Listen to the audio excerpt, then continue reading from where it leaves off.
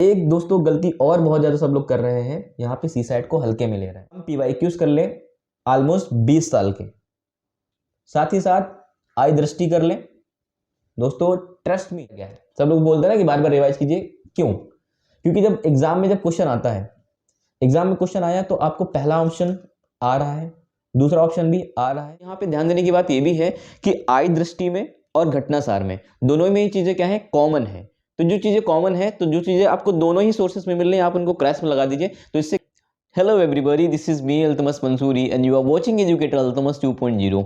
जैसे कि दोस्तों हम सबको पता है कि हमारा जो अपकमिंग एग्जामिनेशन यूपीपीसीएस का जो प्री है, बहुत कम टाइम बचा हुआ है। दोस्तों हमारे एग्जाम में केवल 15 से 16 ही दिन बचे हुए हैं। तो लास्ट टाइम में हमारी स्ट्रैटेजी कैसी होनी चाहिए? दोस्तों बात यह है कि इस एग्ज़ाम में बहुत सारे लोग ऐसे होंगे जो नए नए हैं, जो फर्स्ट टाइम अपीयर कर रहे हैं, और ऐसे बहुत सारे लोग होंगे जो बार बार रिपीट करके एग्ज़ाम दे रहे हैं।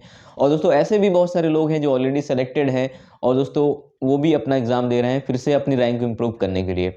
तो दोस्तों यहाँ पे हमारी कट ऑफ कैसे क्लियर हो जाए, आज हम इसके बारे में बात करने वाले हैं।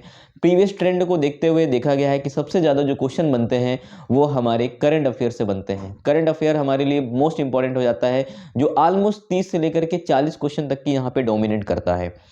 दोस्तों बात ये आती है कि करंट अफेयर पढ़ें तो कितना पढ़ें, तैयार करें तो कितने महीने का तैयार करें, क्या क्या चीज़ें हमें पढ़नी चाहिए और क्या क्या चीज़ें हमें अवॉइड करनी चाहिए। ठीक है, क्योंकि एग्जाम में पढ़ने से ज़्यादा इंपॉर्टेंट है क्या हमें नहीं पढ़ना है, जो कि हमारे हार्डवर्क को रिड्यूस करेगी स्मार्टली।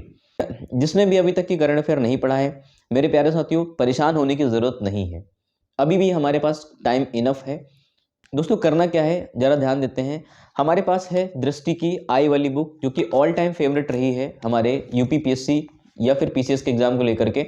तो दोस्तों यहाँ पे हमें क्या करना है, आगे यहाँ पे क्वेश्चंस दे रखे हैं, वन लाइनर के फॉर्म में दे रखे हैं। ठीक है, तो पहले आप इनको एक हाईलाइटर उठाइए और आराम से लाइन करते जाइए, लाइन करते जाइए। ठीक है, मेन पॉइंट, इनके जो बुलेट पॉइंट है आप इनको क्या कर दीजिए, हाईलाइटर से हाईलाइट कर दीजिए, और बार बार उठते बैठते 7 दिन तक की, ठीक है, 7 दिन तक की इसको क्या करिए, आंख बंद करके रट्टा मारिए, कुछ भी ना पढ़िए।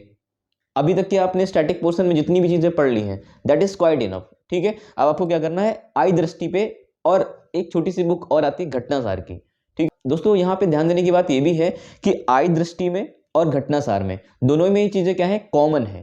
तो जो चीजें कॉमन है, तो जो चीजें आपको दोनों ही सोर्सेस में मिल रही है, आप उनको क्रैश में लगा दीजिए। तो इससे क्या हो जाएगा कि जो आपका वर्कलोड है वो कम हो जाएगा, ऑलरेडी रिड्यूस हो जाएगा। ठीक है, कुछ चीजें ऐसी हैं। अच्छा, क्वेश्चन ये भी आता है कि हमें सर 2 सोर्स क्यों फॉलो करना चाहिए? कभी कभी होता क्या है, अलग अलग पब्लिकेशन है, कोई इन्फॉर्मेशन उनसे भी छूट जाती है और कोई इन्फॉर्मेशन इनसे भी छूट जाती है। तो एक दूसरे को क्या कर लेते हैं, कवर अप कर लेते हैं। हो सकता है कि उसमें भी बहुत कुछ इंपॉर्टेंट दे रखा हो जो कि इसमें ना हो सकता है इसमें हो, उसमें ना हो। तो दोनों से पढ़ने से क्या हो जाता है कि हमारे कॉन्सेप्चुअल क्लैरिटी अच्छे से आ जाती है और हमें 100% श्योरिटी हो जाती है कि अब इससे बाहर हमें नहीं जाना है। दोस्तों क्वेश्चन ये भी आता है कि सर हम कितना कर लेना चाहिए? लास्ट 6 मंथ का कर लीजिए। लास्ट 6 मंथ यहाँ पे मोस्ट इंपॉर्टेंट है। अब क्वेश्चन ये भी आएगा कि सर पूरा साल का इंपॉर्टेंट होता है, उसका क्या करें? तो देखिए यहाँ पे हमें प्रोबेबिलिटी पे काम करना है कि हम यहाँ पे 20% एफर्ट लगाएं और 80% हमें आउटकम मिल जाए। वहां से हम क्या करेंगे, जा करके 6 महीने की पढ़ेंगे, बाकी जो क्वेश्चन पूरे साल से आ रहे हैं उसकी जगह पे हम लोग क्या कर लेंगे, यहाँ पे हम सेंसस पे काम कर लेंगे, डेटास पे काम कर लेंगे। ठीक है, फॉरेस्ट रिपोर्ट पे काम कर लेंगे। ठीक है, इन जगह से हम अपने नंबर क्या कर सकते हैं, इनहेंस कर सकते हैं, जो कि यहाँ से शॉर्ट क्वेश्चन आने हैं। तो दोस्तों आपको यहाँ पे आई दृष्टि और घटनासार दोनों को कंपाइल करके पढ़ना है। जो सेम हो रहा है उसको क्रैश कर दीजिए और अपने टाइम को सेव कर लीजिए। अगले जो 7 दिन है आपको केवल इन्हीं को आंख बंद करके रट्टा मारना है, और स्टैटिक पोर्शन में आपने जितना भी पढ़ना था पढ़ लिया आपने। जब आपको ये पढ़ते पढ़ते बोर हो जाएंगे तो चुपचाप उठा के क्या करना है, आप लूसेंट या फिर आपने घटना चक्र का जो शॉर्ट नोट्स बनाया है उसको क्या कर सकते हैं, बार बार रिवाइज करिए। बार बार रिवाइज करने से क्या हो जाता है कि जैसे बार बार रिवाइज करने का फायदा क्या है, सब लोग बोलते हैं ना कि बार बार रिवाइज कीजिए, क्यों? क्योंकि जब एग्जाम में जब क्वेश्चन आता है, एग्जाम में क्वेश्चन आया तो आपको पहला ऑप्शन आ रहा है, दूसरा ऑप्शन भी आ रहा है, तीसरे और चौथे ऑप्शन में क्या हो गया, कंफ्यूजन हो गया। ये भी सही लग रहा है, वो भी सही लग रहा है। तो अब यहाँ पे जो कंफ्यूजन क्रिएट हुआ है वो क्यों क्रिएट हुआ, क्योंकि आपका रिवाइज नहीं था। अगर आपका अच्छे तरीके से रिवाइज होता तो आपको पता होता है, श्योर शॉर्ट पता होता है कि ये तो बिल्कुल नहीं था। तो बार बार रिवीजन से क्या हो जाएगा, आप सेफ जोन में जाते जाएंगे। आप श्योर हो जाएंगे अपने क्वेश्चंस को लेकर के और आपने जो क्वेश्चन वहां पे अटेंड किया उसको लेकर के। तो बार बार रिवीजन आपको क्या करता है, इन सब चीजों से बचा लेता है। ठीक है, आरओ का सब लोग एग्जाम दे चुके हैं। आयोग का जो पैटर्न है कैसे चेंज हुआ है उसके अकॉर्डिंग अपने आप को मोल्ड कर लीजिए, थोड़े क्वेश्चन लगाने की प्रैक्टिस कीजिए। और पीवाईक्यूज की बात आती है दोस्तों, पीवाईक्यूज की अगर मैं बात कर लूं, हमें पता है कि अगर हम पीवाईक्यूज कर लें ऑलमोस्ट 20 साल के, साथ ही साथ आय दृष्टि कर लें दोस्तों, ट्रस्ट मी आप कटाफ तक की पहुंच जाएंगे। खाली पीवाईक्यूज कर लीजिए इतने टाइम। पीवाईक्यूज का मतलब क्या है, अब लोग कहेंगे पीवाईक्यू से क्वेश्चन रिपीट नहीं होता है, तो पीवाईक्यू से क्वेश्चन डायरेक्ट नहीं आता है, उनके जो ऑप्शंस हैं आप उनके ऑप्शन से भी जाइए। आरओ के एग्जाम में मैं आपको बहुत सारे ऐसे एग्जाम्पल दिखा सकता हूं कि कैसे यूपीपीसीएस के जो 2009 का क्वेश्चन है 1995 का पेपर से पेपर उठा के बना दिया इन लोगों ने, आप जाके देखिए तो एक बार, और उनके ऑप्शन से उठाया गया और एक नहीं अलग अलग ऑप्शन उठा करके एक क्वेश्चन में मर्ज कर दिया गया है। तो यहां पे आपको पेपर की डिमांड को समझना होगा, उसके अकॉर्डिंग अपने आप को मोल्ड करना होगा। एक दोस्तों गलती और बहुत ज्यादा सब लोग कर रहे हैं, यहाँ पे सीसैट को हल्के में ले रहे हैं। उनको लगता है कि रीजनिंग कर लूंगा, हिंदी में कर लूंगा, हो जाएगा।